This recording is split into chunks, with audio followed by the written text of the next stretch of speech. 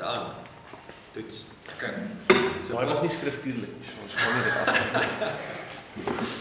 Pathway for Preparation, dit is 'n raamwerk, framework, wat ons gebruik. Ek gebruik dit in my voorbereiding. As ek woord bedien, soos by die Bybelstudie, by die selgroepe of by die kerk of enige plek. Okay. En dit is vir my 'n baie goeie framework, raamwerk, om seker te maak dat die woord reg bedien, dat dit getrou is in die skrif. Okay. Eintlik gaan ons die stappe nou doen. Ek gaan nou 'n bietjie verduidelik, die tools gee, die stappe, wat ons nou gedoen het in daai een saam. Hoe kom jy nou tot daai konklusies? Hoe vind jy daai konteks? Hoe vind jy daai struktuur? Hoe vind jy daai connection met Jesus? Okay, want daar is tools wat deur die hele Bybel van toepassing is om dit te doen. Okay. So, as jy nou begin woord bedien, dan het jy basically hierdie kant gestaan.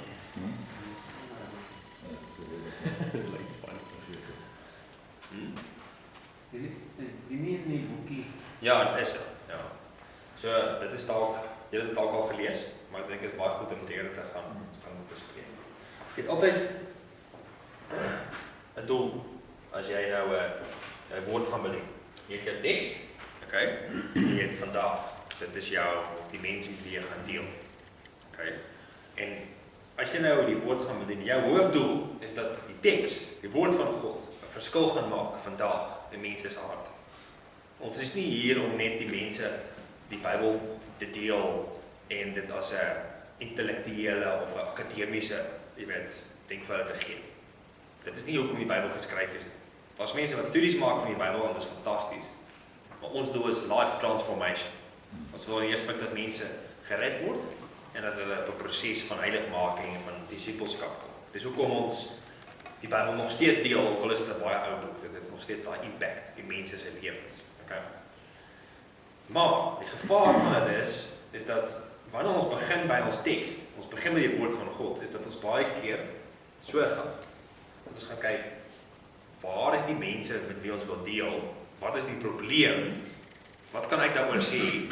En wat kan ek uit die Bybel uithaal om my onderwerp of my siening of my woord wat ek wil gee, hoe kan ons dit support?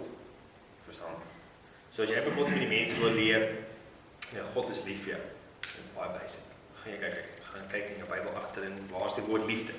Soek jy al die skrifte, kry 'n paar, jy maak 'n mooi 3-punt boodskap oor, jy weet, God is lief vir die hele wêreld, God is lief vir jou persoonlik, God is lief vir jou en hy wil dat jy lief vir hom is. Whatever, iets soos dit, verstaan? Nou, daar's niks fout met daai outline, maar dit is baie gevaarlik om by hierdie punt te begin. En te sê, ek wil hê dat die mense wat daar sit, ek wil iets vir hulle sê. Jy weet?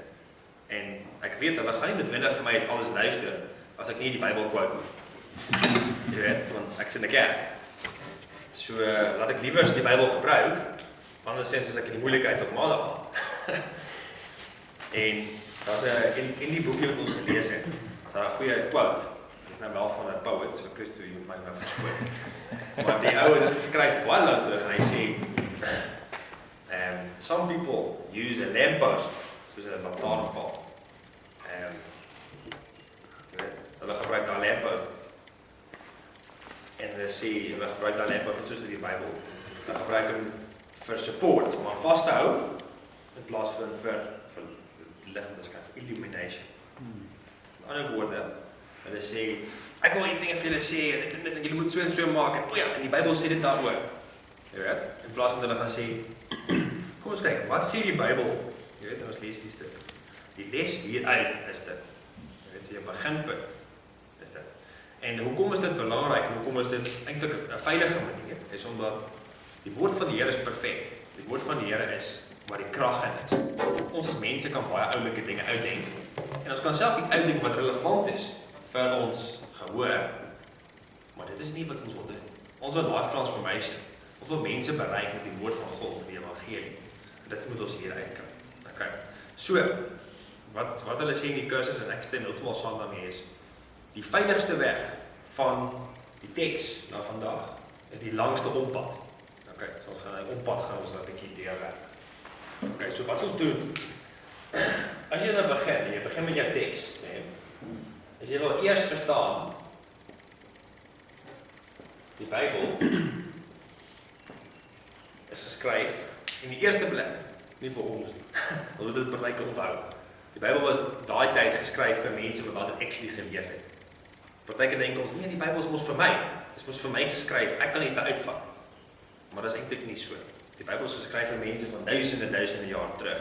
En daai tyd was dit baie relevant. Daai tyd was dit nodig en daai tyd was dit deur God geïnspireer.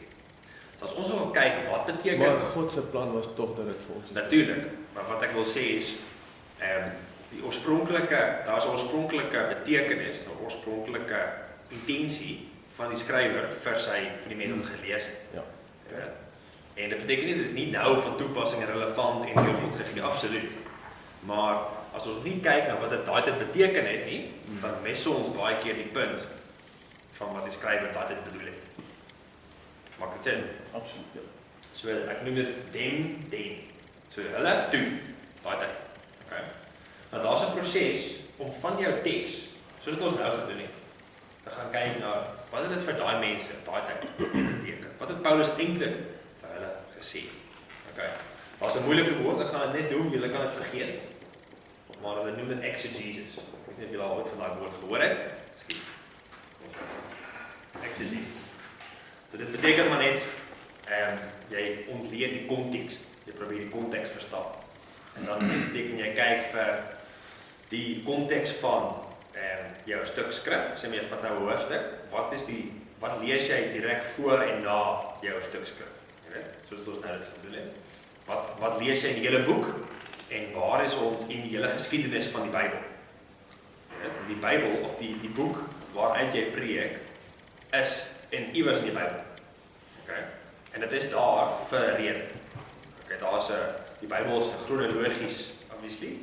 So as jy byvoorbeeld nou so Samuel vat, dan sien ons, okay, in die geskiedenis van Israel en in die geskiedenis van God se verlossingsplan met die mens, sit ons nou hier. Ons sit na die skepping, ons sit na die val, weet, van die mens, maar ons is nog voor Jesus. Waar sit ons op daai prentjie? En dit help baie om te sien wat se clues moet ek vir kyk. Moet Jesus nog kom of het hy al gekom? Okay, ons gaan later 'n bietjie meer daaroor gesels. So daai eerste stap wat jy hierby kry, is baie belangrik. Wat gebeur partykeer is dan ons het daai voorbeeld genoem van Samuel en van Eli se seun. Dit is maklik om dit te doen, jy weet, te kyk van wat moet hy vandag sê in jou teks te vat en dan daaruit te draw sonder om eintlik die evangelie boodskap te uithaal. Wat is die gevaar met hierdie eerste stukkie werk? Is dat ons dit gaan doen? Okay. Dat ons gaan sê, kom ons studeer soveel as moontlik oor die konteks van daai tyd. Jy weet, wat is die Griekse, Hebreëse woorde? Wat het daai tyd gebeur in Israel of in Rome of in daai plekke? Wat kan ons leer oor die mense wat dit geleef het? En jy gaan soveel leer eintlik daaroor dat dit word net 'n intellektuele boodskap. Jy vertel dit vir die mense alles wat jy geleer het oor hulle daai tyd. Ja, dit is interessant, hè? Geskiedenisles. Ja, eintlik is dit wat dit is. En dit is baie interessant. En jy sal sien dit baat jou as jy nou die stuk lees in die Bybel. Maar daar's geen life transformation. Daar's eintlik net kennis. Okay. So dit is 'n gevaar. Dit is 'n goeie woord vir geskiedenis. Geskiedenis of dit word net kennis. Okay. 'n Ander iets wat kan gebeur is dat jy gaan sê, okay, ek het dit nou gelees, jy weet. En ek dink mense moet dit gaan doen. Jy weet, so jy trek half 'n morele beginsel uit die teks. Okay. Nou 'n goeie voorbeeld daarvan is byvoorbeeld Efesiërs 5:22, want dit is net een vers wat sê, wives submit to your husband. Ons het hom al baie keer gehoor. Okay. Nou mense kan baie maklik van daai skrif 'n morele les vat. Jy weet. Actually, so laasweek met Cecilia gebeur wat iemand randomly vir haar daai skrif ge-WhatsApp het. Net daai skrif. Dink jy soos van wat nou? Geen konteks, niks nie. Dit was baie weird. Dit kom baie veroordelend oor. Soos van, ek dink nie jy doen dit. Nou die probleem is met 'n skrif soos daai, as jy hom net so vat, en jy gaan mense iets probeer leer, nou om te sê, nee, maar vrou is bloedsakke. Maar jy lees nie die volgende paar verse wat eintlik die vergelyking maak van jy weet Jesus in die kerk en dit is die model. En wat hy sê, husbands must lay their lives down for their wives. Jy weet, so jy mis daai konteks. Dan gaan daai skrif verskriklik moreel en soos 'n amper soos 'n oordeel oorkom, sonder dat daar eintlik konteks is. Jy mis die beginsel, jy mis die hele boodskap van die evangelie wat Jesus eintlik probeer, Paulus probeer daarso. Dis 'n ander gevaar, is dat as ons ek is soos 'n advokaat, is as ons hierso is, ons het nou baie gestudeer oor wat sê die skrif vir ons, en wat is die mense wie dit gesê het daai tyd, en ons gaan dan na ons gehoor toe, ons bring dit dan van daar af. Dit is een van daai twee dinge. Dit word of net 'n morele boodskap, julle moet dit doen of julle moet dit nie doen, sonder dat daar enige konteks is van 'n evangelie motivering of enige konteks is van dit is hoekom dit belangrik is, whatever. Of dit word net 'n lecture. Okay. Nou ek dink nie ons wil dit in die kerk hê. Ons wil 'n life transformation hê. En wat gaan lewens verander? Is die boodskap van die evangelie. Nee. Okay, nou die volgende stap. Later gaan ons verder hierop ingaan, want dit is 'n baie belangrike stap. Maar hoe doen jy dit? Dit is die volgende vraag. Ons gaan 'n bietjie later daarna kyk. Die volgende stap, en dit is 'n baie belangrike stap, is hoe kom jy by die kruis uit? Hoe kom jy by die evangelie uit? Okay. Nou hier is 'n moeilike woord vir dit. Okay. Hulle noem dit, ek sê maar net, dit is ook my initials, die maar maar dit is theological reflection, noem hulle dit. Met ander woorde, waar pas die evangelie in? Waar pas Jesus se persoon en Jesus se boodskap in? En vanuit waar jy dit gelees het en wat dit beteken vir die mense toe. It is the theological reflection. Ja. Nou wat beteken dit eintlik is, ja, waar kom Jesus in? Jy het nou geleer wat die skrywer daai vir daai mense gesê het, maar op basis van jou konteks en op basis van jou analise van die stuk, weet waar kom Jesus in? Nou, hoe kan jy dit doen? Dit doen jy deur te weet, in die eerste plek, wat is die evangelie? Wat is die verskillende elemente van die evangelie? Byvoorbeeld, Jesus wat 'n mens geword het, Jesus se teachings, Jesus se dood, Jesus se opstanding, Jesus se aan die hemel toe gaan. Al daai dinge, en dan is daar nog baie meer, ons gaan ook daaroor gesels. Hoe werk die gospel? Okay. Nou, hoekom is dit belangrik? Is want ons wil nie preek sonder dat Jesus in die prentjie is. Jesus is sentraal in die boodskap. Anders is dit geen boodskap vir die kerk. Jesus moet daarin wees. En daar's 'n quote wat Spurgeon gee. Ek weet nie of julle Charles Spurgeon ken sy naam of van hom gehoor, maar hy was 'n baie bekende prediker, ek dink in die 1800s in Engeland. En hy sê, "Don't you know, young men, that from every town and every village, every place in England, wherever it may be, there is a road to London. So, from every text in Scripture, there is a road towards Christ. And my dear brother, your business is, when you get to a text, to say, now, what is the road to Christ? I have never found a text that had not got a road to Christ in it. And if ever I find one, I will go over a hedge and a ditch, but I will get my master, for the sermon cannot do any good unless there is a Savior of Christ in it." Met ander woorde, jy preek niks sonder dat die reddingsboodskap van Jesus nie daar is. En dit is ons oortuiging as 'n kerk obviously ook.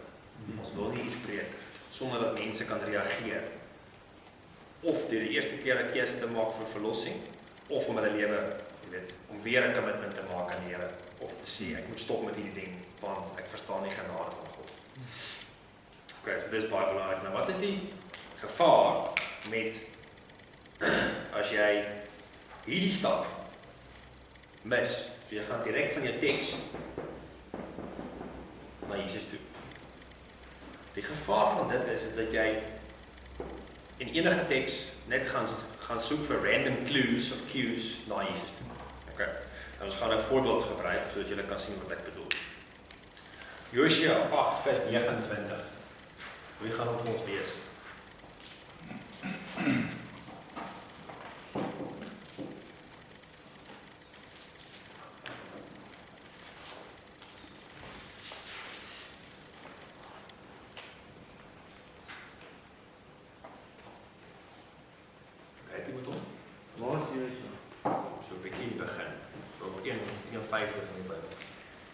Joshua, regtig. 8. 8:29.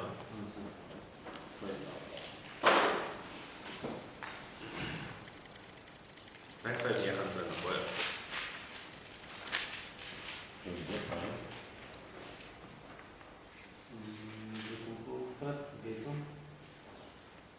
Joshua? 8:29.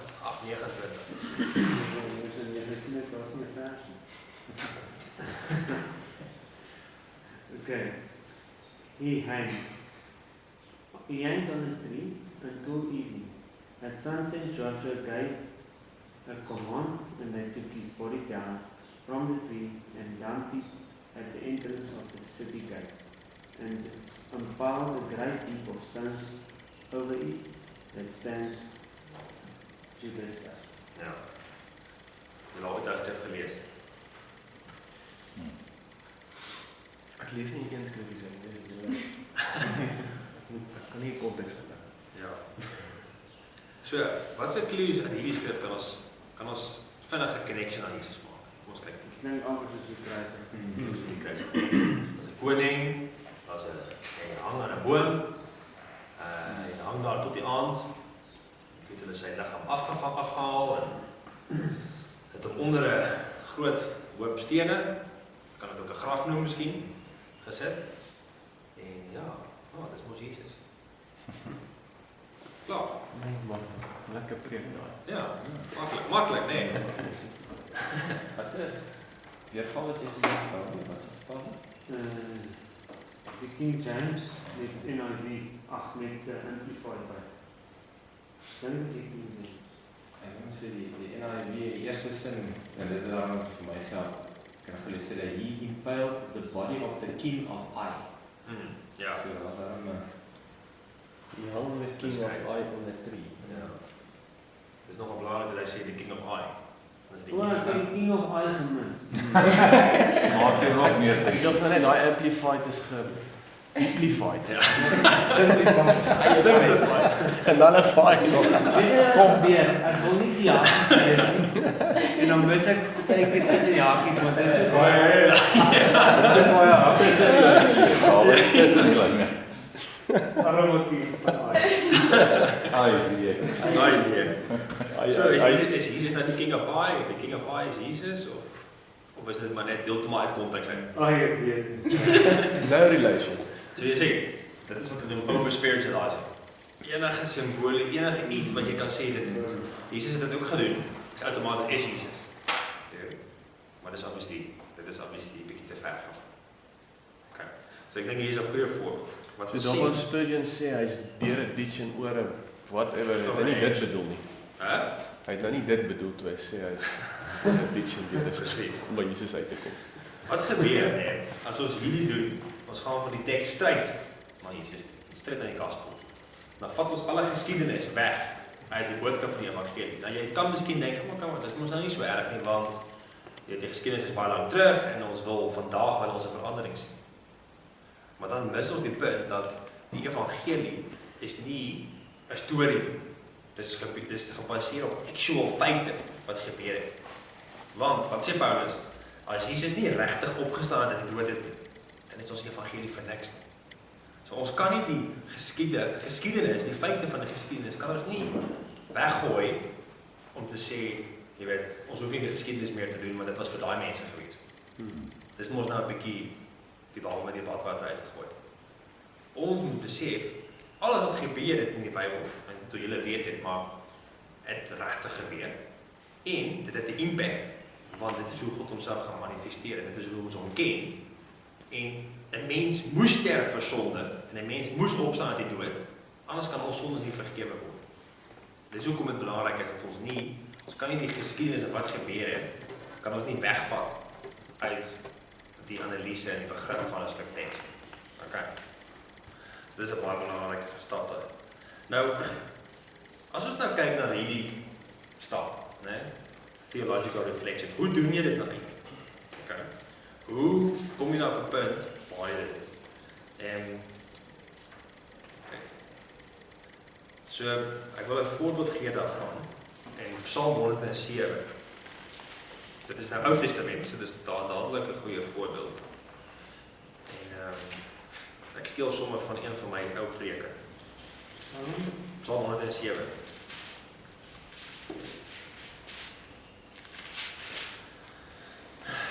Psalm 107 is eintlik 'n collection, dis eintlik 'n klomp voorbeelde van waar mense op 'n plek van wanhoop was.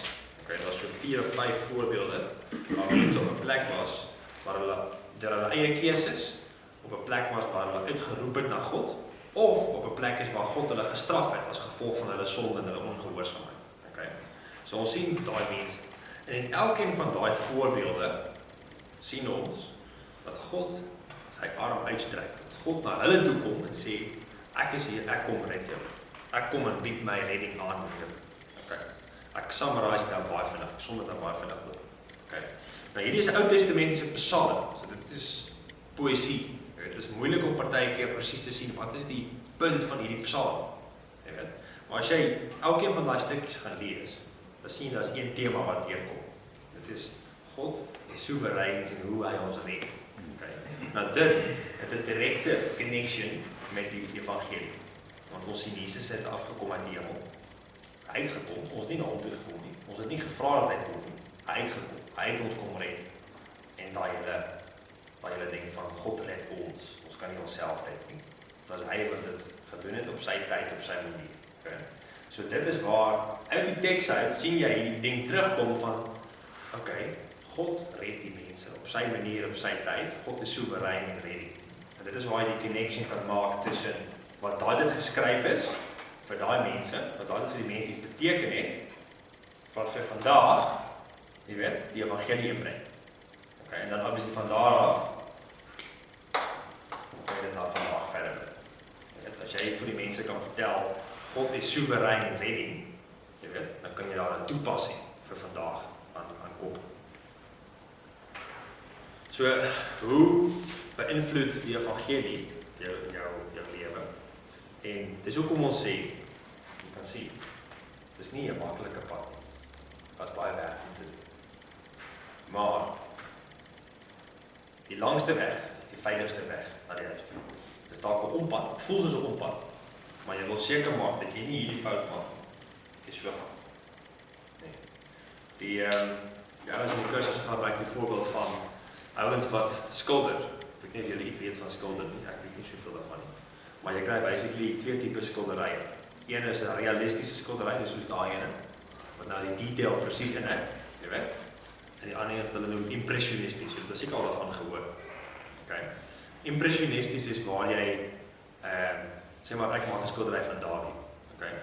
Dat ek hierdie is my skildery en ek gaan so gaan kyk en ek gaan kyk weer klaar. Dis impressionisties. Ek kyk gou en ek doen wat ek voel en wat ek dink gaan omtrent 'n beeld gee van wie Dawie is. Okay? Okay. Sal jy my vertrou dat ek dit doen? Dink jy dit gaan realisties 'n beeld gee van hoe jy lyk? Nee. Ek glo ek kan in die volgende preek dit gaan doen. Die ander is realisties. Dit is waar ek so gaan.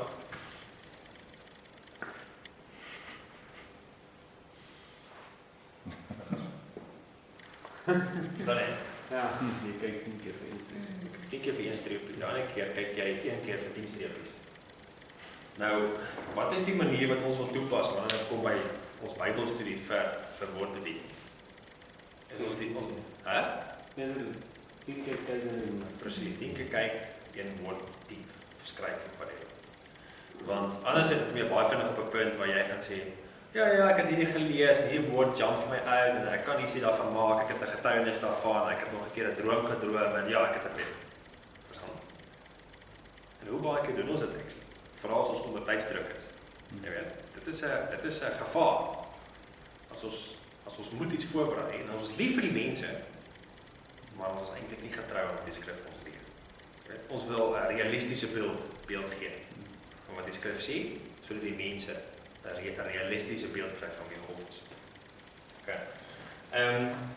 Hierdie is die pathway for preparation. Want die laaste gedeelte is, jy het nou jou teks, jy het gesien wat het daai teks beteken vir die mense vir wie dit oorspronklik geskryf is.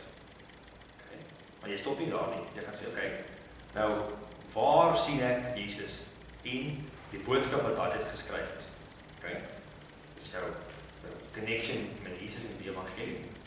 Dan raak jy eers excited. Jy sê, okay, great, hierdie teks uit die Psalms praat eintlik oor Jesus dit en dat. Sê, hoe gaan ek dit vir vandag gaan ek dit toepas? Okay. Nou, dit is waar jy dinge gaan doen, soos jy gaan opkom met 'n toepassing, met ander woorde,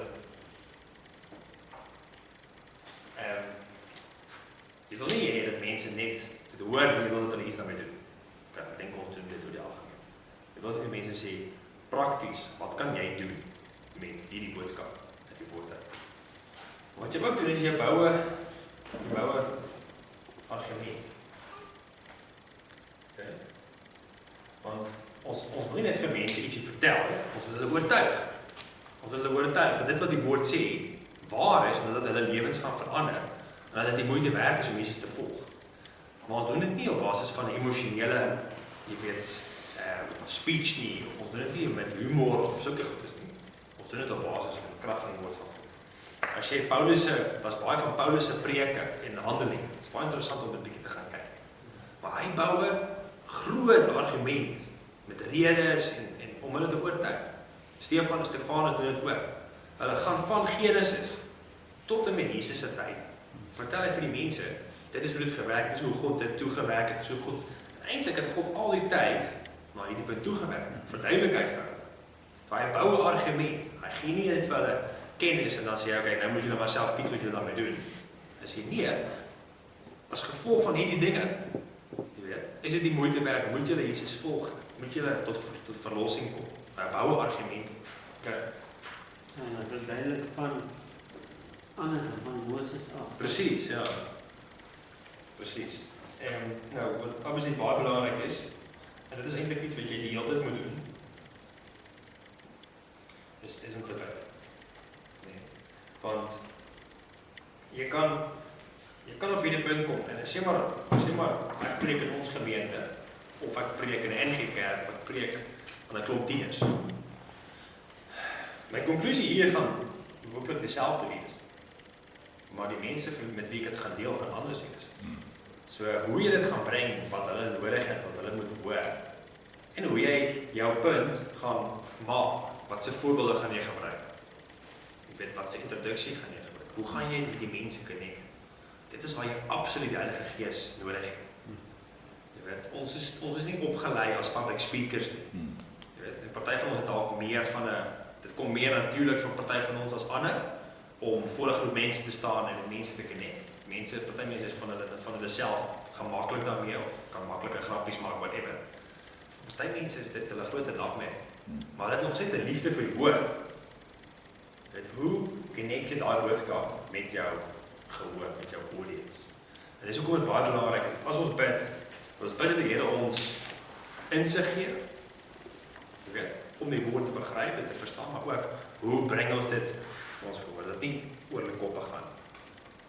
Dat ons hulle nie mis nie. So dis baie belangrik daarin. Okay, het julle vrae? Wat se vrae het julle? Net vir interessant.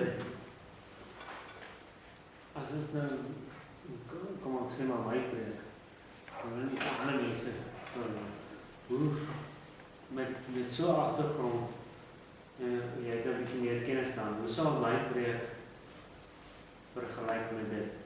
Van Sondag? Ja, hoeveel het ek gemis? Hoeveel kort het ek gevat? Hoeveel het ek gegorrel? Wat het ek opgemaak? Maar wat dink jy self? Ek sê nie daar is iets nie, ek sê net wat dink jy self?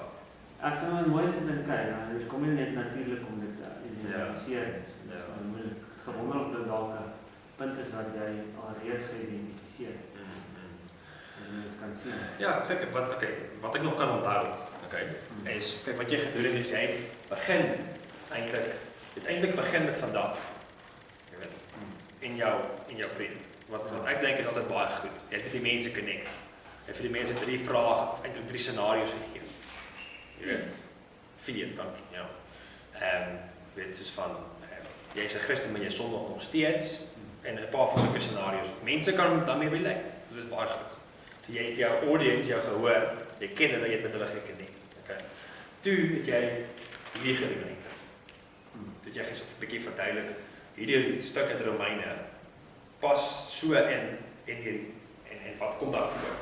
So jy het eintlik vertel wat kom in die 4 hoofstukke van Romeine voor jou stuk. Jy weet, ek dink jy kon dit nog meer uitgebrei het, maar ek dink dit het jy gedoen om te bewys. Daai eerste 4 hoofstukke gaan oor ons staan almal sondig vir God. Jy weet, ons is almal 'n sondaar, maak nie saak of jy Jood of 'n Griek of whatever jy is, jy staan sondig vir God. Maar aan die einde van hoofstuk 3, hoofstuk 4 kom die genade en die redding van God deur geloof in. Okay. En toe het jy eintlik die brug gemaak van okay. En toe het jy eintlik baie lank hier gesit by dem. Want Paulus praat in daai stuk oor hoe deel jy met sonde as jy nou 'n Christen is. So jy is eintlik, dit is obviously baie keer 'n gospel boodskap. Want dit praat direk oor sonde en vergifnis en dit het baie te doen met hierdie woord. Ja, verstaan jy? So wat Paulus vir hulle geskryf het, was eintlik 'n gospel of 'n evangelie boodskap. So daai link was maklik om te maak, as jy verstaan wat ek bedoel. En jy het die link gemaak van, as jy nou Jesus dan ontmoet het en jy het vergifnis ontvang as 'n kind van die Here, dan kan jy nog nie sonde nie, so daar was jou toepassing. Maar jy het dit eintlik direk uit die skrif uitgehaal, wat baie goed is. Jy kry nie altyd direk jou toepassing uit die skrif uit. Want Paulus skryf letterlik in die skrif. As jy nou mos die genade van God ontvang, dan kan jy mos nou nie so aangaan met sonde. So partykeer moet ons daai toepassing self uit die skrif uithaal en seker maak dit is gebaseer op die evangelie. So ek dink dat dit was 'n baie goeie boodskap. Ek dink dit was getrou aan die woord. Ek dink jy het 'n challenge gevat om 4 hoofstukke in 1 preek te doen. Maar ek dink tog jy het dit goed gedoen. Want ek kon sien daar was baie voorbereiding daarin. Ja, ek wou eintlik nie nog gehoor het hoe goed ek gedoen het, maar eintlik wat ek gemis het. Ja, ek dink nie, ek het algemeen gevra, hoeveel keer mis ons dit? Ek het nog net myself as voorbeeld gebruik, maar hoeveel keer mis ons dit? As mense dit kan so maklik kon identifiseer. So laat ek jou 'n voorbeeld gee. Ek het so in Julie maand ek gepreek uit Johannes en dit het gegaan oor Jesus wat aankondig vir die disippels hy gaan nou binnekort sterf. Nee. Dis nou al 'n rukkie terug. Nou Woensdag was ek by 'n forum by die kerk wat die kursus aangebied het. En ons is daar, ons het 'n forum met ander predikers wat mekaar se preke beoordeel. Baie exciting. En hierdie keer was dit aan my beurt. Okay, nou al die ander ouens het teologie geswat, so hulle doen dit weekliks. En toe het hulle na my preek beoordeel. En die terugvoer wat hulle gegee het is die konteks was goed, ek het die konteks goed gedoen, maar ek het te veel vanuit my skrif rondgespring oor die hele Bybel om my punt te maak by my toepassing. Jy weet, ek was nie getrou genoeg gewees en net in die storie gebly en die skrif gebly. Jy weet, die skrif het gegaan oor Jesus wat gesê het, as jy my wil volg, moet jy jou lewe neerlê. Jesus self gaan sy lewe neerlê en hy gaan opgelig word. En as hy opgelig word, dan gaan hy eintlik gaan hy die redding vir die mense beteken en hy gaan mense aantrek.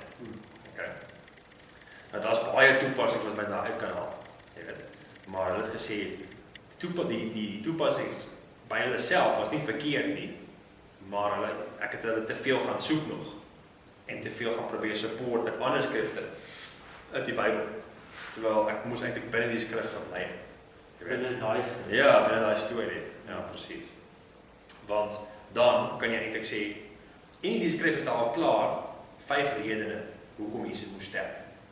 Nou, dit is 'n perfekte evangelie boodskap, maar jy kan dit uit daai eerste 5 verse al gehaal.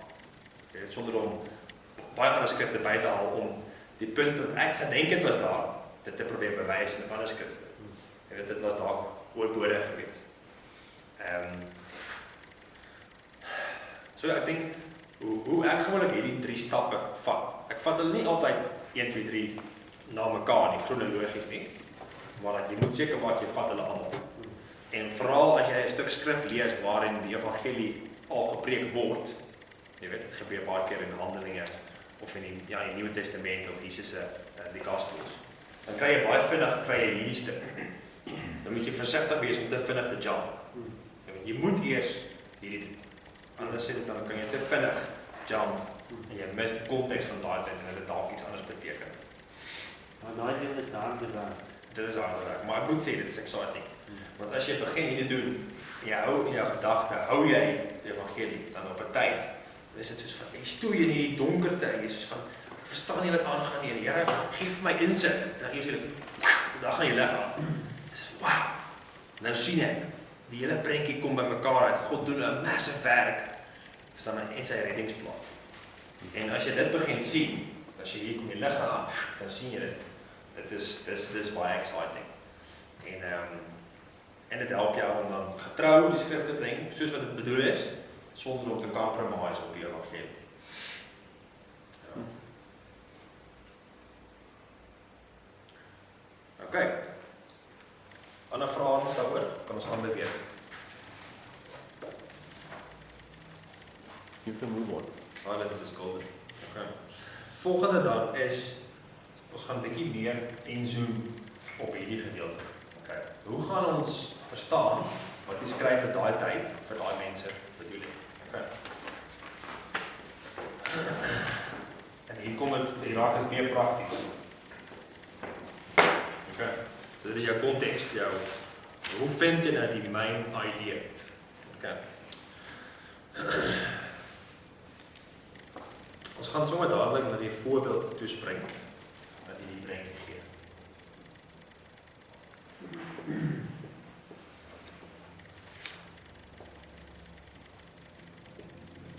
Die ouens wat die kursus aanbied gebruik die voorbeeld van 'n teleskoop. Hulle sê as jy die teleskoop op die regte manier gebruik, dan kan jy deur die goed te soek te draai, kan jy baie verder, baie helder kyk. As jy hom verkeerd draai, dan gaan jy niks kan sien. Jy weet. So, wat hy sê is, as jy jou teks hanteer, en jy begin by jou teks, dan moet jy jou konteks gebruik as die magnifying of daai glas werk nie, maar dat die gedeelte wat dit groter maak, wat dit helder maak, en dan pas gaan jy by today uitkom. Okay, daai prentjie. Okay, so kom ons kyk 'n bietjie na 'n baie bekende stuk teks in die Bybel. 1 Korintiërs 13 oor die liefde. Ja. Nou waar word daai stuk teks gewoonlik gebruik? Waar gebruik mense daai baie?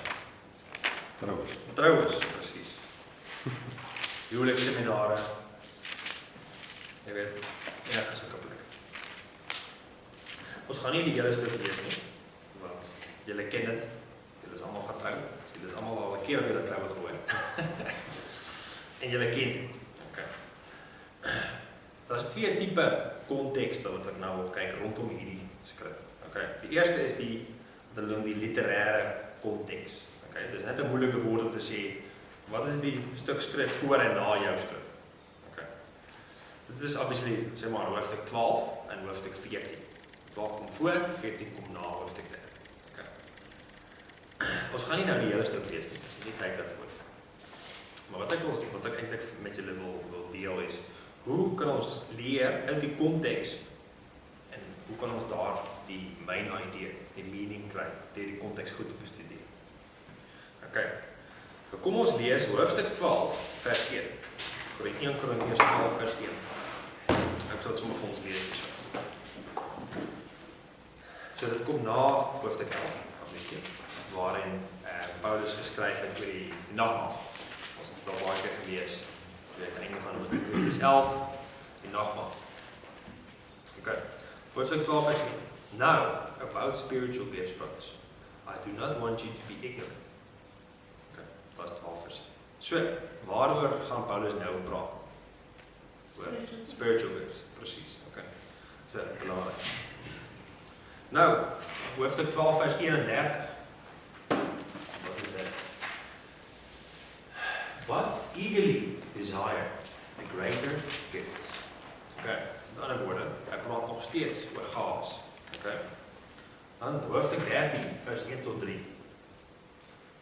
And now I will show you the most excellent way. If I speak in the tongues of men and of angels, but have not love, I am only a resounding gong or a clanging cymbal. If I have the gift of prophecy I can fathom all mysteries and all knowledge, and if I have a faith that can move mountains, but have not love, I am nothing. If I give all I possess to the poor, surrender my body to the flames, but have not love, I gain nothing. Okay. Nou, kyk ons na hoofstuk 14, vers 1. Follow the way of love and eagerly desire spiritual gifts. Okay. So, daar's 'n hele klomp clues wat ons hoofstuk 12, hoofstuk 13 en hoofstuk 14 gaan almal oor spiritual gifts. Okay. Hoofstuk 15 gaan nie meer oor spiritual gifts. Want hoofstuk 15 vers 1, wat lees ons? Now, brothers, I want to remind you of the gospel I preached to you, which you received and on which you have taken your stand. En dan gaan hy aan om verder te praat oor die opstanding van Jesus Christus. Nou daai in Korintiërs 15 gebruik ons baie keer oor begrafnis. Dit praat oor die hoop wat ons het. Ons tree nie soos die wat nie hoop het nie. Daai tipe storie. Okay. So wat sien ons hier is dat basically hoofstuk 13 wat oor die liefde gaan eintlik nie noodwendig oor die liefde in homself. Dit gaan eintlik oor liefde in die konteks van geestelike gawes. Hoe vergelyk dit? Wat is belangriker en hoe pas jy dit toe? Okay. Paulus sê obviously hier, geestelike gawes is daar, maar liefde is baie belangrik. Okay. So dis baie belangrik om te weet. As jy nou prioriteite moet stel in terme van jou lewe en die geestelike gawes wat jy graag wil hê of wat jy as 'n gemeente wil hê, en dan liefde, watter een kom eerste? Watter een is 'n prioriteit? Watter een moet jy develop? Okay. So kan ons vanuit die onmiddellike konteks kan ons al baie leer. Wat is die konteks wat Paulus eintlik sê en wat is die vraag wat hulle het? Want wat sien ons vroeër in die boek? Ons sien dat Paulus sê ek gaan al die vrae wat julle het, gaan ek een vir een antwoord. So eintlik wat gebeur het is die Korintiërs het vir Paulus 'n brief gestuur met 'n klomp vrae. So, hoe werk hierdie dinge? Hoe werk dit as ons as mense in die kerk mekaar vir die hof voldaag? Hoe werk dit met die huwelijk? Hoe werk dit met slawe en meesters? Hoe werk geestelike gawes? Dis hoekom jy sal sien, die Paulus gebruik baie keer die woord nou. In ander woorde, hier kom die volgende antwoord. Okay. So ons sien, dit is 'n bietjie van 'n konteks. Nou, as ons kyk na die konteks van die hele boek, okay, wat leer ons oor die Korintiërs? Voordat ons nou direk kyk na hoofstuk 12 en 14.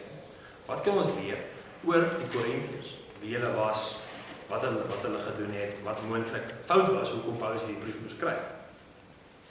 Okay. Kom ons begin by die begin. Dis altyd 'n goeie begin.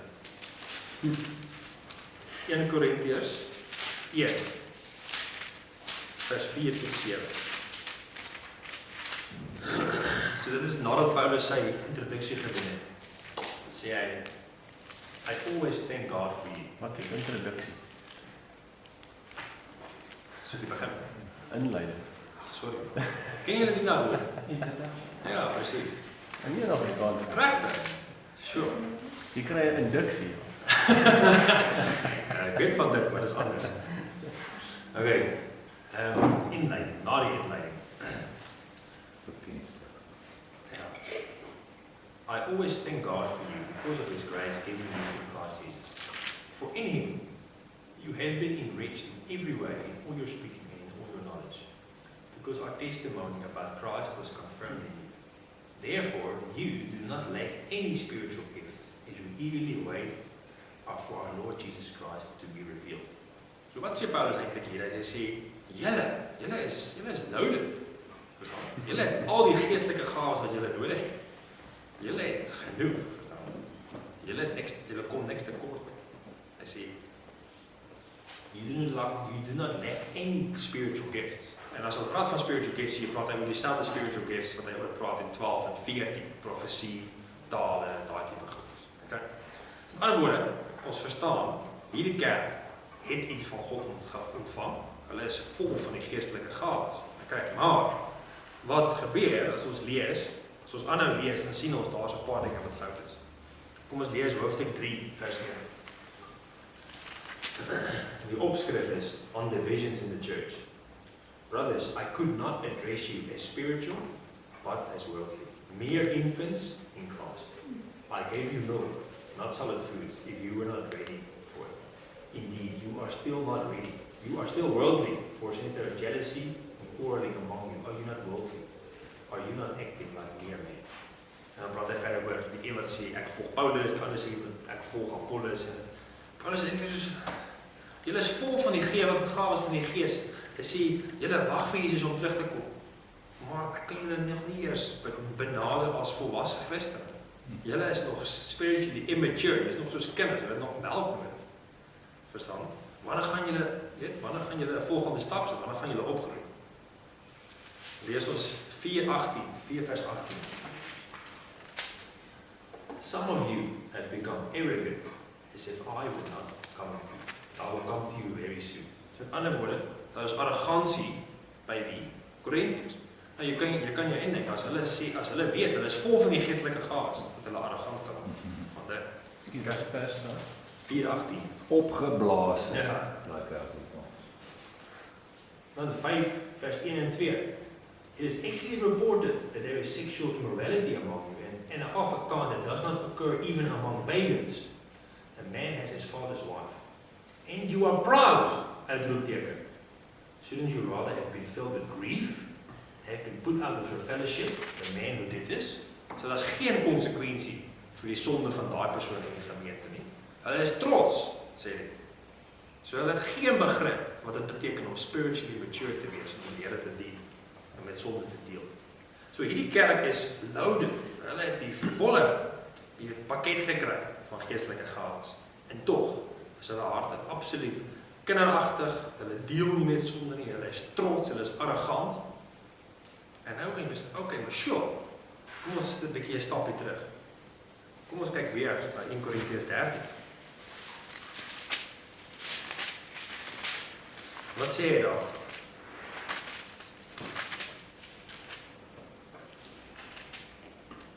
Love is patient, love is kind. It does not envy, it does not boast, it is not proud. It is not rude, it is not self-seeking, it is not easily angered, it keeps no record of wrongs. En dan gaan hy aan en aan. So, dink julle, hierdie liefdeshoofstuk sal gelees word as 'n aanmoediging vir troues?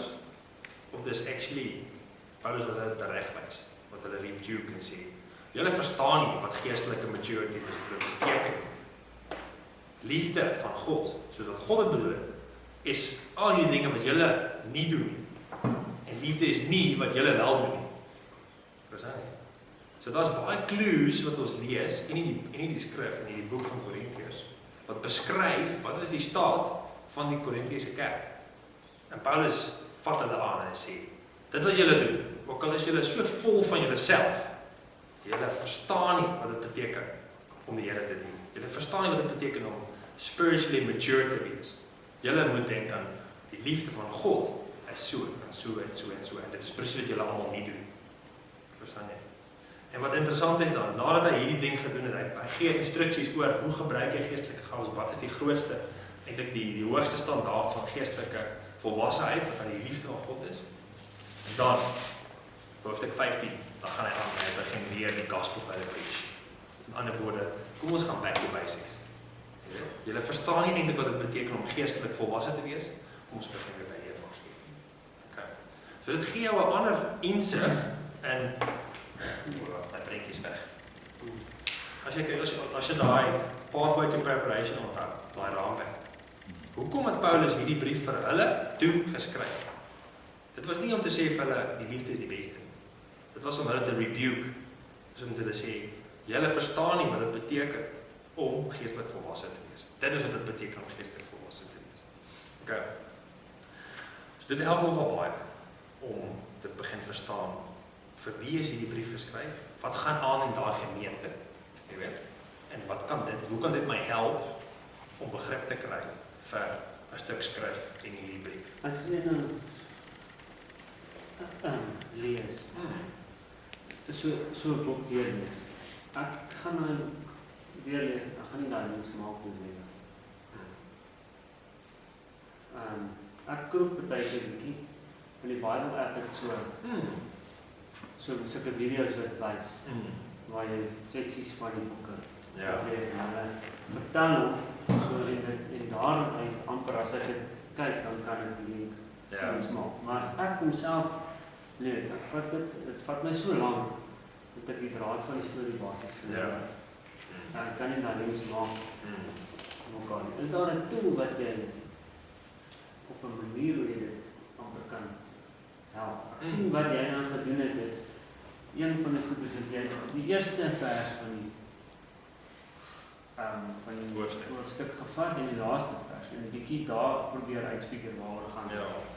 Dit is 'n gevaarlike ding, want onthou die hoofstukindeling was nie altyd daar nie. Mense het dit ingesit.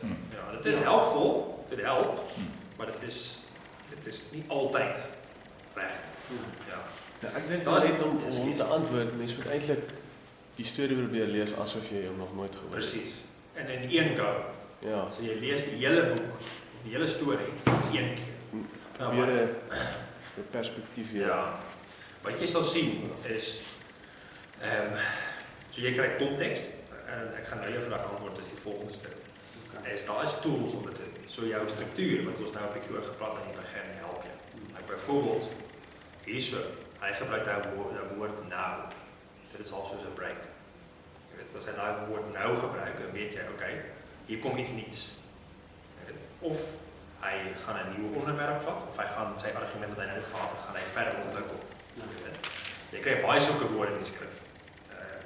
Klassieke voorbeeld is Romeine 12 vers 1, waar hy sê, therefore, in view of God's mercy, present yourself as a living sacrifice, holy and pleasing unto God.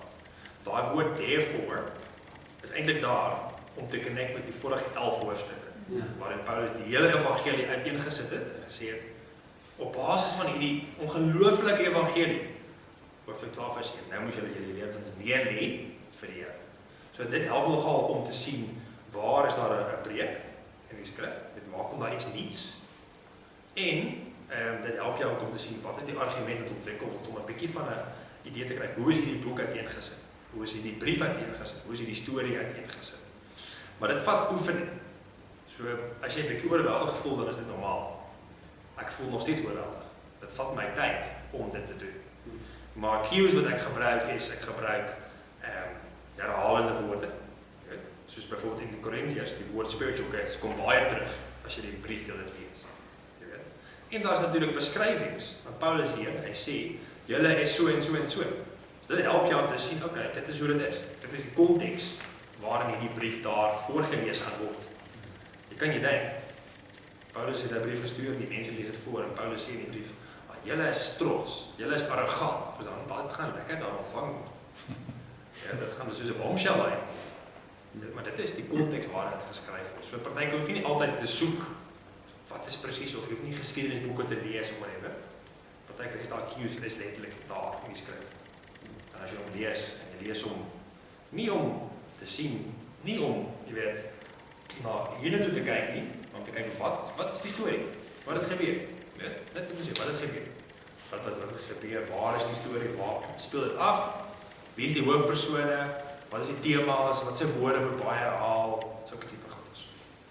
Ons gaan nou nog 'n paar voorbeelde daarvan gebruik. Okay.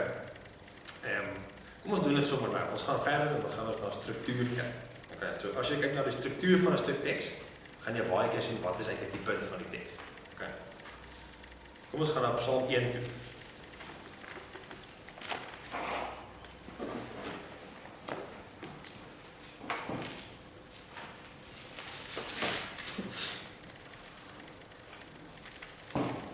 Dis die weer vir ons lees. Ja. Welgeluksalig is die man wat nie wandel in die raad van die goddelose en nie staan op die weg van die sondaars en nie sit in die kring van die spotters nie. Maar sy behaag is in die wet van die Here en hy oordink sy wet dag en nag. En hy sal wees soos 'n boom wat geplant is by waterstrome wat sy vrugte gee op sy tyd en waarvan die blare nie verwelk nie en alles wat hy doen voer hy voorspoedig uit. So is die goddelose mense nie, maar soos kaf wat die wind verstrooi. Daarom sal die goddelose nie bestaan in die oordeel en die sondaars in die vergadering van die regverdiges nie. Want die Here ken die weg van die regverdiges, maar die weg van die goddelose sal vergaan. Okay, dankie. So dit gaan oor die man van God. Okay. Nou hierdie is poësie, poetry, maar daar's twee, so kontras. Daar's twee tipe karakters, twee tipe mense wat ons sien in hierdie skrif. Okay. Vers 1 tot 3 gaan oor blessed is the man, the righteous man, his delight is in the law of the Lord. He's like a tree planted by streams of water. Dit gaan goed met hom. Hy dien die Here, hy is a righteous man. Okay. Baie die eerste 3 verse. Vers 4 tot 6. Not so the wicked. They are like chaff, the wicked will not stand. Of eintlik 4 en 5. Skep 'n duidelike kontras met die man in die eerste 3 verse. Die man wat die Here wil volg en die man wat dit nie doen, die wicked man. Okay. En dan wat sien jy in die laaste vers 6? Die Here reageer op allebei daai manne. Hy sê, "For the Lord watches over the way of the righteous, but the way of the wicked will perish." Okay. So, wat sien jy? Daar's 'n baie eenvoudige struktuur in hierdie 6 verse. Die eerste 3 is, dit gaan oor dit beskryf die regverdige man wat God wil volg. Hoe gaan dit met hom? Vers 4 en 5, die wicked, die slegte mens, die man wat nie God volg. Wat gebeur met hom? Maar uiteindelik sien ons vers 6. En dit is eintlik die main point. Dit is wat gaan gebeur met daai persoon, dit is wat met daai persoon gaan gebeur. God gaan hulle albei moet judge, maar die persoon gaan wel bly staan in die dag van judgment en die ander persoon nie. Jy sien. Nou wat jy sien hier ook is nog, jy sien hier is prentjies wat gebruik word. 'n Boom en chaff, ek weet nie wat chaff is. Ek dink dit is iets so stof of so. Koring. Ja, dit is reg, dankie. So dit is, so met ander woorde, die boom staan sterk, hy bly staan, selfs as die Here se judgment kom, bly die boom staan, want hy is gevestig in God. Die koringkaaf word weggeblaas, dit bly nie staan. So jy sien dit word baie keer gebruik in die psalms en die spreuke, is mos voorbeelde, imagery, prentjies, soos 'n boom, of wat eintlik iets anders voorstel. En so kan ons baie eenvoudig sien, okay, hier is 'n kontras, dit is 'n tool wat ons het om te sien, okay, hier is iemand anders wat nie dieselfde is nie. Wat kan ons leer? Wat is reg, wat is verkeerd? En hoe kan ons die main point uitkry? Nou hier gee hy vir ons die main point in die laaste vers. The Lord watches over the way of the righteous, but the way of the wicked will perish. Dus eintlik 'n evangelie boodskap kan hier uitbreek. En jy dit sien. So dit is 'n tool wat jy kan gebruik, jou kontras, en daar's imagery wat gebruik word om te sien weet wat se voorbeeld wat gebruik en wat beteken daai imagery. Jy weet, die boom hier beteken vrugbaar, beteken hy staan sterk. Hoe sal jy die link maak met die evangelie? Ekskuus tog? Hoe sal jy die link maak met die evangelie? Want dit beskryf die karakter van God. Beskryf eintlik nie die karakter van God nie, eintlik beskryf dit die persoon wat God volg. Die eerste 3 verse gaan oor die man wat wegbly van die sonde, wegbly van die sondaars, vers 1. Vers 2 gaan oor hy is lief vir die woord van die Here. En vers 3 hy is vrugbaar. So die Here seën hom, hy is vrugbaar. Okay. Vers 4 en 5 gaan oor die onregverdiges, die wicked. Hulle gaan nie gaan staan nie. Vers 5, the wicked will not stand in the judgment, okay, nor sinners in the assembly of the righteous. So daar is 'n baie duidelike evangelie boodskap in die sin van, daar gaan 'n dag kom wanneer God gaan oordeel. En die wat sondaars is, wat in sonde lewe, gaan nie kan bly staan nie. Maar hoe gaan jy wel kan bly staan? Deur om righteous te wees. Hoe is jy righteous? Verstaan? Dis nie deur daai dinge te doen nie. Dus jy is vrugbaar as gevolg van jou. Jy's as 'n boom wat gewortel is, wat geplant is in die regte grond, in die regte saad, jy weet. Daar's 'n baie keer dat jy die Jesus word genoem, of ons is wedergebore deur die saad van die woord van God. So daar kry jy ook daai imagery, wat dan soos die saad wat opkom en 'n boom word en sterk word. En Jesaja praat hy ook oor 'n boom wat geplant is aan waterstrome, wat vrugbaar is omdat hy gewortel is in die krag van God. So jy kan daai imagery actually gebruik. Jy weet, want dit is in die teks. So jy kan dit gebruik om 'n punt daaraan vas te maak of 'n toepassing daaraan vas te maak. En dan obviously vers 6. For the Lord watches over the way of the righteous, but the way of the wicked will perish. So met ander woorde, jy kan 'n toepassing maak. Wat se weg gaan jy kies? Jy weet? En hoe kom jy op daai weg? En wat gaan gebeur gebeur aan die einde van daai weg. Dus ek praat nou vinnig, maar ek dink ek sal dit so gaan doen. Want dit is al kontaks wat jy het. Jy kan nie na hoofstuk 2 kyk nie, want die psalms is nie noodwendig chronologies soos 'n storie geskryf. So dit is wat jy uit hierdie psalm kan haal.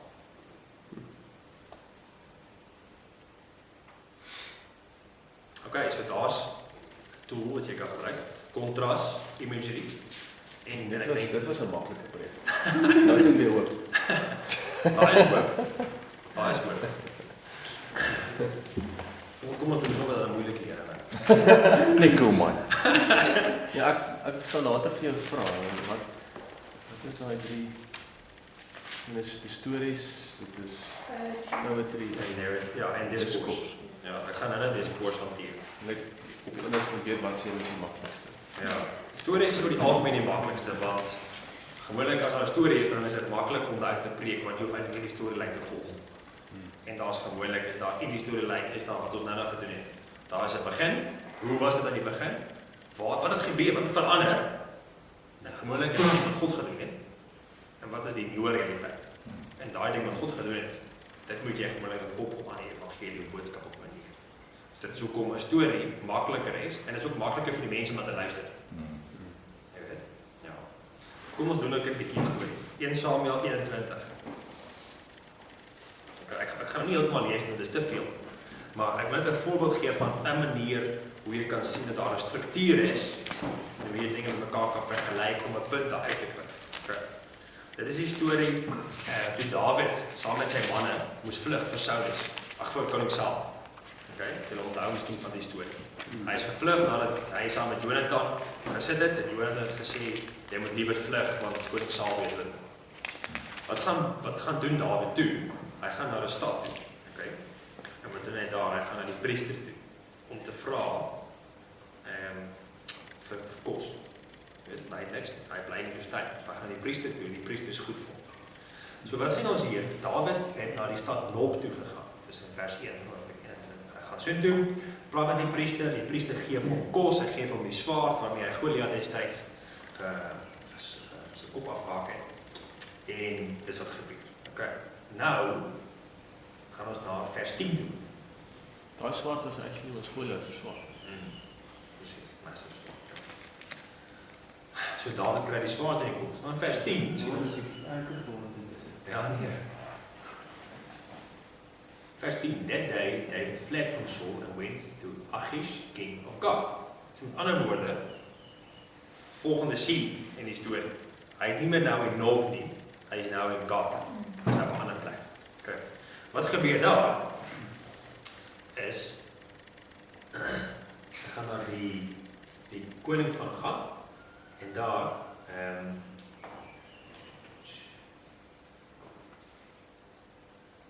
die koning van Gath gee vir hom daar beskerming. Hy kan daar gaan bly en hy is daar veilig. Okay. So wat sien ons in albei hierdie stories? Daar's 2 stories eintlik in die hoofstuk. Dawid gaan na die een plek toe, daar kry hy voorsiening. En op die ander plek kry hy ook voorsiening. Maar die interessante ding is dat die Gath, die tweede plek, is eintlik die vyand van Israel. Maar tog kry Dawid daar voorsiening en beskerming. So, dis nou 2 plekke. Een is in Israel, jy weet, God se huis, by die priester, hy kry daar voorsiening. En hy op die ander plek, God se vyand se huis, hy kry ook daar voorsiening. So daar's 2 verskillende situasies waar jy gaan denk, hoekom kry jy op hierdie plek ook voorsiening by sy vyand? Jy weet? Maar daar kan jy nou 2 dinge sien, maar eintlik die hooflyn bly dieselfde. En die hooflyn is God voorsien vir die wat hy gesalf het. God voorsien vir die persoon wat hy geroep het om koning te word en om sy werk uit te voer. En hy doen dit nou baie vinnig. Jy weet, obviously moet mens baie meer werk doen. Maar jy kan daai hooflyn, kan jy uit daai 2 punte, 2 situasies haal, hoe jy die teks kan opbreek en op die manier kan jy eintlik 1 hoofpunt daar uithaal. Maak dit sin? Ja, Dis 'n groot geval daai. provision is nie dieselfde as prosperity. Ja, dis baie belangrik. Dawid het net 5 brode gekry by die priester. Hy het nie 'n feesmaal gekry. Ja. Okay, so daar's 'n narrative, Nico. Dit is nie maklik hier nie. Maar jy kan sien daar's 'n duidelike verskil as jy nou hoofstuk 21 sou preek, nee, sê dit is jou beurt, ons preek as 'n kerk deur 1 Samuel. Ek dink nie ons gaan dit doen na die workshop, dat ek almal ons voel soos 'n nuwe nie. Maar sê maar dit is jou beurt, dan kan jy daar kies, okay? Ek sien nie soos eintlik twee scenario's. Dawid gaan hierdie plek toe. Vers 10. Hy gaan na 'n ander plek toe. Hier is 'n nuwe gedeelte, 'n nuwe stukkie. Daai twee stukkies van my struktuur van my storie. Hoe pas dit by die konteks van Dawid se wandel in? Gaan dit eintlik oor dat gaan Dawid oor reg interpreteer dat God vir hom voorsien. Wel, ons doen wat ons doen nou, ons kyk na hierdie twee dinge, ons so eintlik die struktuur van die teks. En op basis van die struktuur kan jy 'n hoofpunt uithaal. Ons het nie nou die konteks van ons 20 en 22 gelees nie. Ja. Ek dink die ouens wat dit voorberei het, wat die kursus aangebied het, het waarskynlik wel gedoen. Ja, so hulle dit is ook om dit so uitgehaal, maar wat jy wel sien is natuurlik is dat deur die hele boek van 1 Samuel sien jy dat Dawid is anointed deur God. So dit is 'n feit, dit sien ons. En dat God elke keer vir sy anointed sorg, né? Samuel aan die begin, God rig hom op. Dawid by Goliat, hy rig hom op. God beskerm Dawid teen Saul, koning Saul, hy rig hom op en Saul uiteindelik val as gevolg van sy eie trots en Dawid word opgerig. So along the way voorsien God vir hom op verskillende maniere. So jy kan daai storie ook uit die hele konteks van die boek haal. Ek doen dit nou vinnig, maar dit is 'n tema wat jy deur die hele boek sien wat jou baie help om seker te maak jou punt dat hierdie stuk is in lyn met die res van die boek. Okay. En dan die laaste, en hierdie is 'n moeilike een, maar ek dink ons kan iets van hom leer. Handelinge 5 vers 1 tot 11.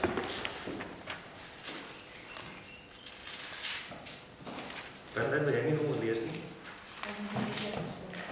Sê net gou wat? Handelinge 5 vers 1 tot 11.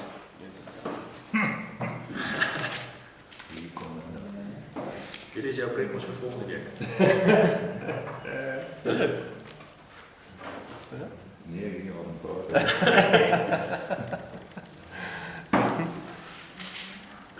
Die Marina se battery is amper pap, soos 'n papskop. Okay, ja, so. Ja, is net 'n extension hier aan. 5 vers 1 tot 11. 5.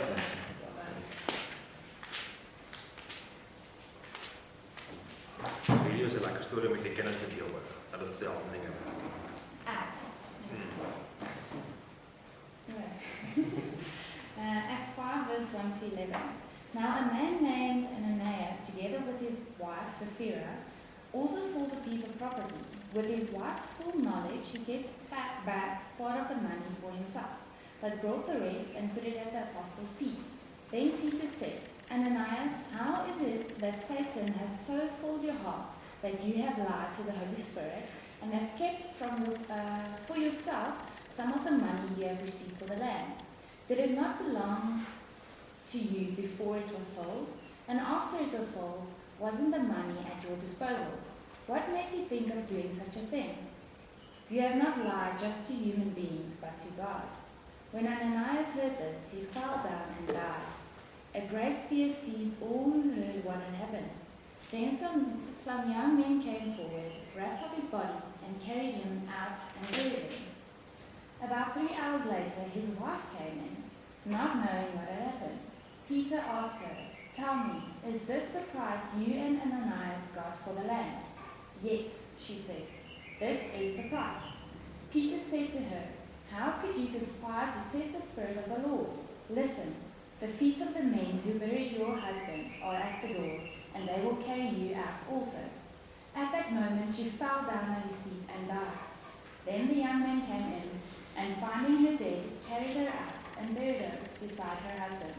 Great fear seized the whole church and all who heard about these events. So wie volunteer om te preek? Ons het actually chosen hierdie gedoen. Okay.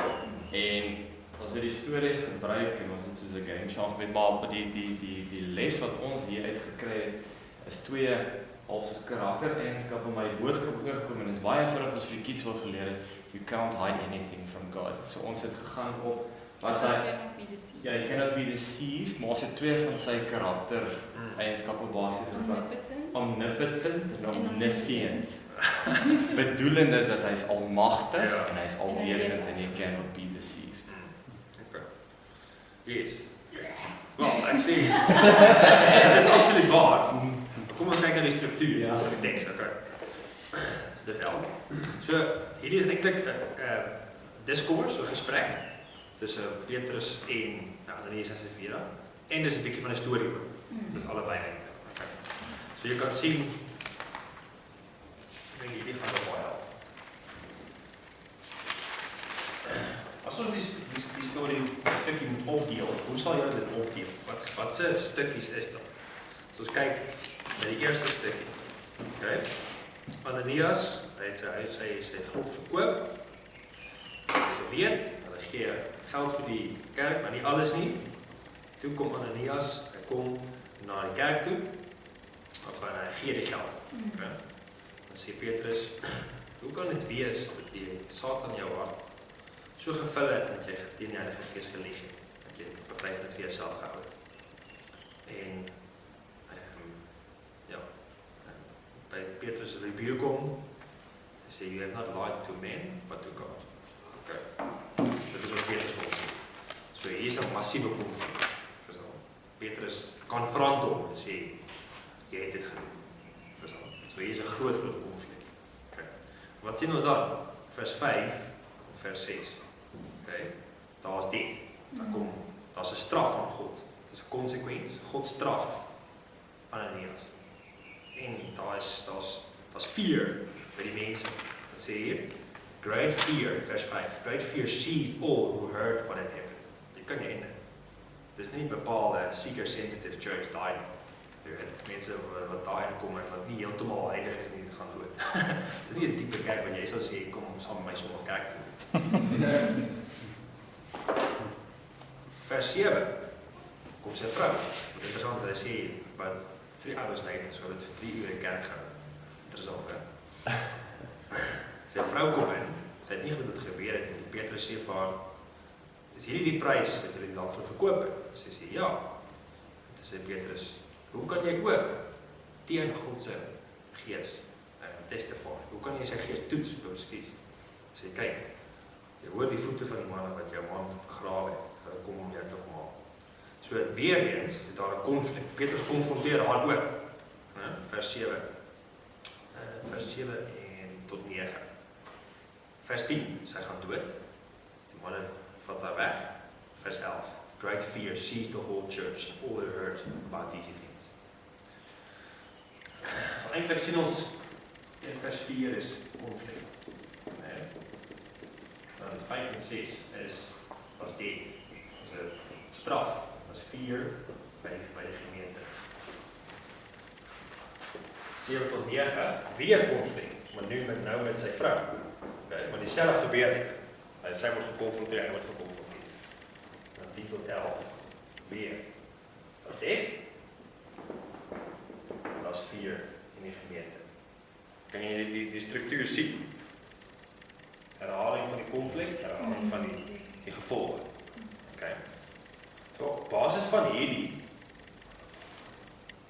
ja, God is weet alles. Maar is dit die les wat jy hier uithaal? In die sin van, is geskryf as 'n storie. Wat is die resultaat van om met God te speel? Om te dink, jy weet beter as God. Wat is die resultaat? Hierdie mense was Christene. Onthou. En wat lees ons in hoofstuk 4, aan die einde van hoofstuk 4 praat hy oor all the believers share their possessions. Wat alles verkoop en met mekaar gedeel. Maar hierdie mense het dit nie gedoen. Hulle het die idee van waar hulle gekry. Presies. En hulle het gedink, ek gaan dit ook doen. Maar ek gaan dit nie heeltemal. Met ander woorde, you're in or you're out. Jy dien die Here volledig, of jy doen nie. En jy is nie op 'n plek waar jy kan sê, ek bepaal hoe ek die Here dien. Want as jy dit doen op jou manier, maar jy hou terug en jy is oneerlik rondom dit,